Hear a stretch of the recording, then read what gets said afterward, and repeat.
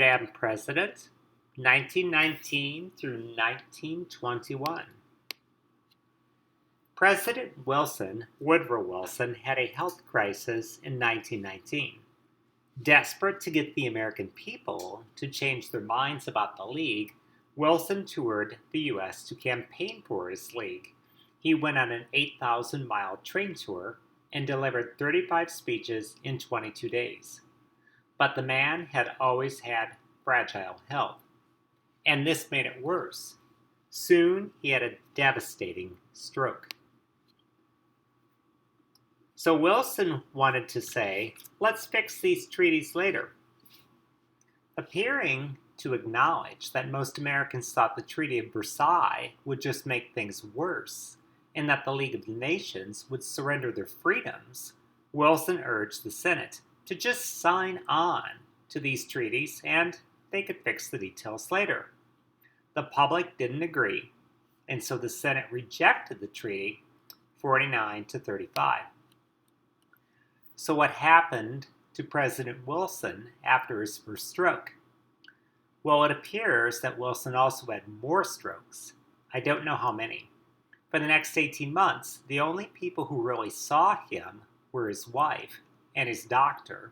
The President of the United States appears to have disappeared. Now, because a stroke is a heart attack for the brain and can maim a person mentally, Wilson's disappearance might be part of the reason that America later passed the 25th Amendment in 1967. This amendment allows America to remove a precedent if the president can't work. But to be fair, since Wilson, there have been many other presidents with health crises. Did Edith Wilson become the acting president? Because of reclusive Woodrow Wilson's health, many historians believe Edith Wilson was America's first woman president.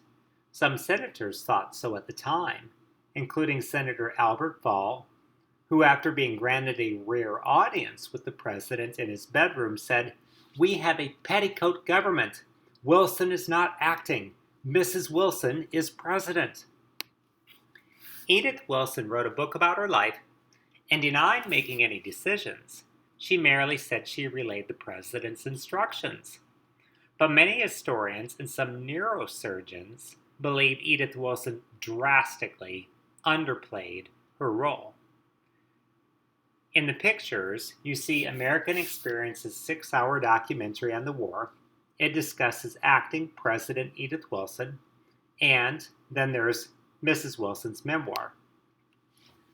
Meanwhile, the entire world economy slumped after the war in the 1919 post-war recession. For example, in America, millions of soldiers needed jobs. War taxes were sky high, sometimes at 77% of income.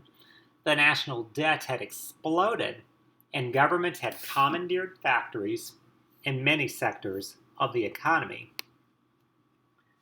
This brought about massive inflation.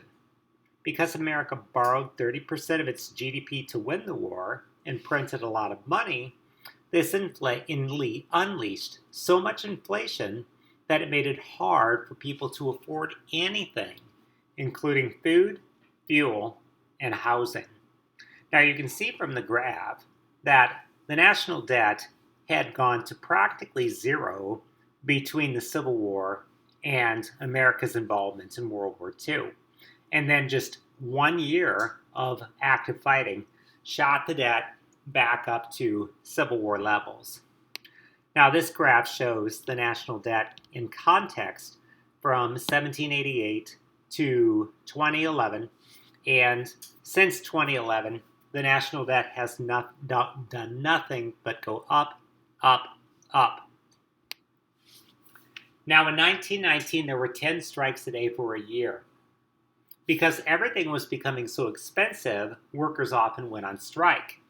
There were 3,650 total in that year, but it was hard for any employer to give anyone raises.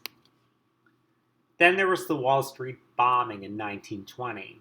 These were rough years, coming off the war, coming off of the 1918 influenza, Coming off of all of these strikes, coming off of a short recession and then another recession, all within 2 years, came the Wall Street bombing of 1920. Unknown people, terrorists, anarchists, communists, set off a blast that killed 30 immediately and another died later from wounds. 143 were seriously injured.